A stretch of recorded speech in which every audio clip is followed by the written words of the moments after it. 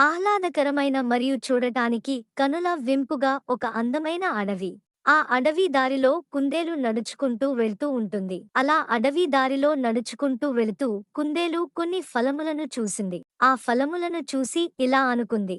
కడుపారా, ఈ ఫలములను తిని ముందుకు సాగలనుకుంది. కుందేలు ఆ ఫలములను తిని అలా ముందుకు సాగుతూ తన స్నేహితులను తాబేలు, బాతు, చిలుకను చూసి ఎంతో సంతోషించింది. వారితో కలిసి సరదాగా కాసేపు ఆడుకోవాలనుకుంది. కాని వారు తాబేలు, బాతు, చిలుక ఈ మూడు కుందేలును పట్టించుకోలేదు. ఆ కుందేలుతో ఆడుకోవటం లేదు.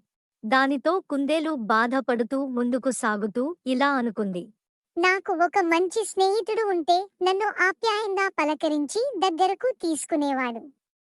నాతో ఆడుకునేవాడు.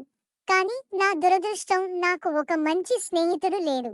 అనుకుంటూ ముందుకు సాగింది. అలా నడుచుకుంటూ వెళుతుంటే అప్పుడు ఒక సింహం కుందేలును చూసింది. సింహం ఆ కుందేలును చూసి ఇలా అనుకుంది.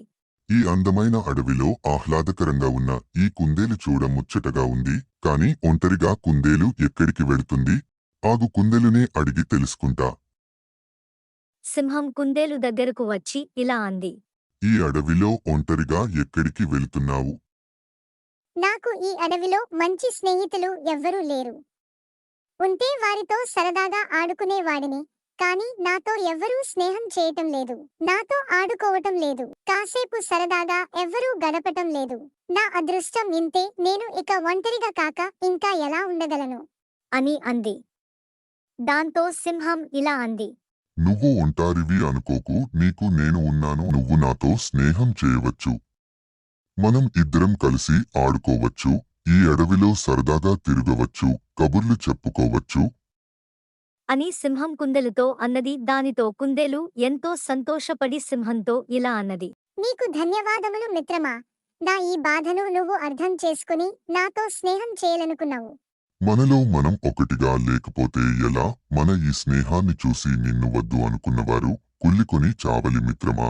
పదా మిత్రమా, అలా నడుచుకుంటూ మాట్లాడుతూ వెళదాం అని కుందేలు సింహంతో అన్నది. సరే పదా. అలా ఇద్దరూ నడుచుకుంటూ ముచ్చట్లు చెప్పుకుంటూ ముందుకు నడుచుకుంటూ వెళ్లారు. అలా సింహం మరియు కుందేలు ఎంతో సంతోషంగా హాయిగా గడుపుతున్నారు. అలా కొన్ని రోజు గడిచాక కుందేలును బాతు, చిలుక మరియు తాబేలు ఈ మూడు కలిసి అట పట్టిస్తున్నాయి. నువ్వు ఒక ఒంటరివి. నీతో స్నేహం చేయటానికి ఎవ్వరికీ మనసు రావటం లేదు.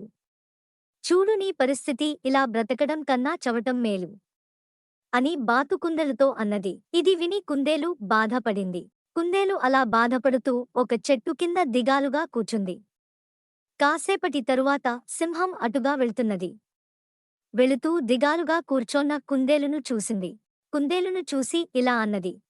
ఏమైంది మిత్రమా, ఇలా దిగాలుగా ఎందుకు కూర్చున్నావు? అని సింహం అడిగింది. దానికి కుందేలు బాధపడుతూ, చూడు మిత్రమా, ఆ పొగరు బోతు బాతు నన్ను హేళన చేస్తూ మాట్లాడుతున్నది ఏమని అన్నది ఆ పొగరుబోతు బాతు? అని అడిగింది.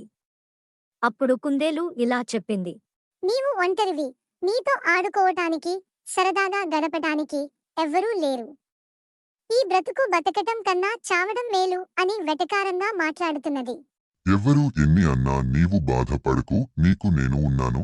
ఇప్పటినుంచి నిన్ను ఎవరూ ఏమన్నా నాకు ఒక్క మాట చెప్పు, నేను చూసుకుంటా. అని సింహం కుందేలుతో అన్నది. తరువాత సింహం కుందేలుకు ఈ అడవిలో ఎలా ఉండాలో వివరిస్తుంది. కుందేలుకు సింహం తగిన జాగ్రత్తలు చెబుతూ, చూడు మిత్రమా, ఈ మన ప్రపంచంలో ఇలా ఉండకూడదు. మనం అవతలి వారి కంటే తక్కువగా ఉండరాదు అని సింహం కుందేలుకు తగిన జాగ్రత్తలు చెప్పింది. ఇంకా కొన్ని ముఖ్యమైన సూచనలను కూడా ఇస్తుంది. నేను నీ మాటలను అనుసరిస్తాను మరియు నన్ను రక్షించుకోగలుగుతాననే నమ్మకం నాకు ఉంది.